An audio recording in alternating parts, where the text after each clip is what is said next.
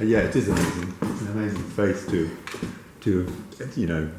adopted as caretaker for a while. So I'm here with Ben Finn, and I've asked him to hold fire while I get my camera out and he can talk me around his studio. So this is it. This is the 12th century church of St. Peter's, Wickham Bishops, and these windows in the chancel were commissioned by the Friends of Friendless Churches, which I've made.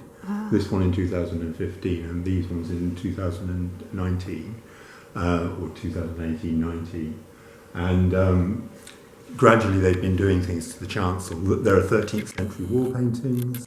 Oh, wow. So the windows were commissioned. That was the 50th anniversary of the Friends of Friendless Churches, and depicts Jacob's dream. And the windows on the side, the chancel windows, were commissioned later. And you've got St. Peter and St. Bartholomew, because this is St. Peter's Church, and St. Bartholomew's is the new church of Wickham Bishops up the hill. This used to be the village church. On the other side, you've got St. Ced, who's a local saint who founded a monastery in the 6th century, 7th century, I think, down at Bradwell-on-Sea, just on the Dengie Peninsula, and St. Helen, who's the patron saint of Colchester. So that was the rationale for the choice of... And why St. Bartholomew? St. Bartholomew is he's the saint of the patron saint of the church, the new church of the bishops, which replaced this church. In the Victorian 1850s, they built a new church up the hill, and the village really moved up the hill. Right. And this church was abandoned.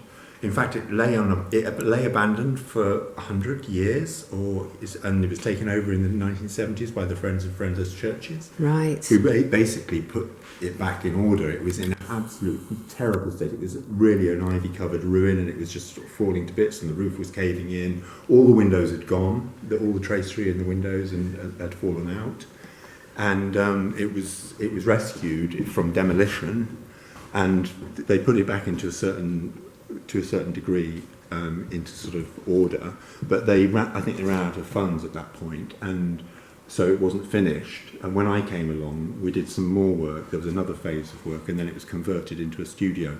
It had no floor, it was just an earth floor in here.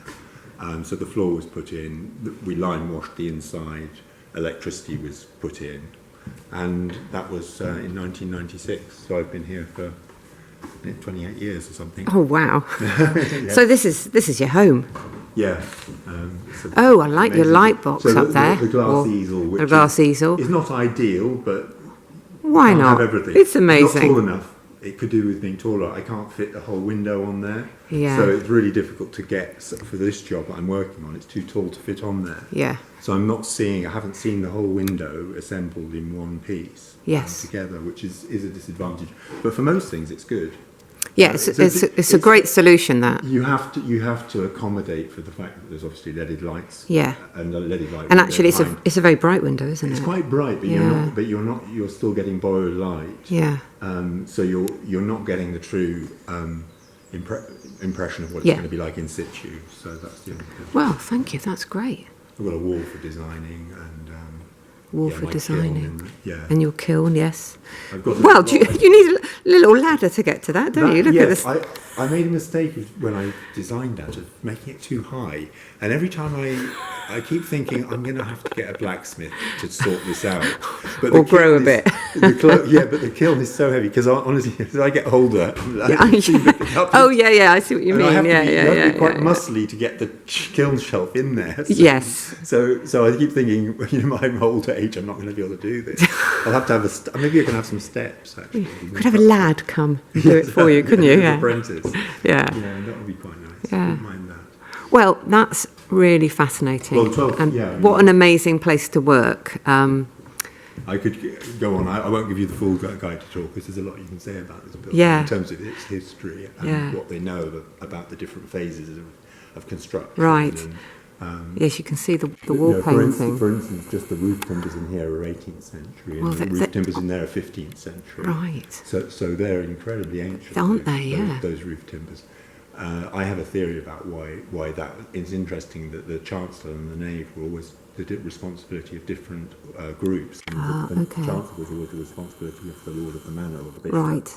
and the nave was the responsibility of the Yeah, laity. I think I've heard They things had like no that. money. Yeah. Of course, they were poor. Yes. So their end of the church may have just rotted away, and that's why I think why the roof Yes. decayed.